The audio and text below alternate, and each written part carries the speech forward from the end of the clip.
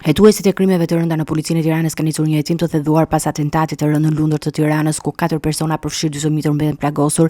Gjatë hetimeve janë gjetur prova të rëndësishme në vendin e ngjarjes që mund të ndihmojnë në zbardhjen e atentatit dhe identifikimin e 2 autorëve të dyshuar.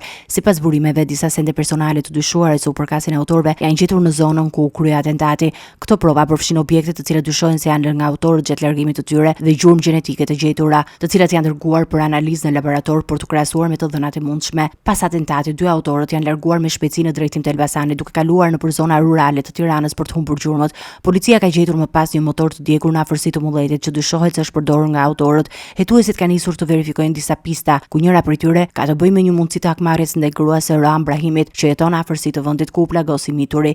Sipas hetimeve, 2 orë para atentatit në Lundër në Lezhë, u vra Gjovalin Prendi, babai i Roam Brahimit, një ngjarje që mund të ketë lidhje me përplasjet mes grupeve rivale. Po ashtu, një tjetër pistë që po hetohet është lidhur me skemën e fajdeve për cilat hetuesit kanë dyshime se mund të ketë qenë një shkak për atentatin. Mendohet se autorët mund të kenë ngatruar shënjesë duke menduar se brenda mjetit ishte një tjetër person, ndërsa në fakt ishin 2 djemtë e mitur dhe shoferi i familjes Demiraj, si dhe një adoleshent i familjes. Hetimet po vazhdojnë ndërkohë që pritet të dalin më shumë informacione në lidhje me motivet dhe autorët e këtij atentati.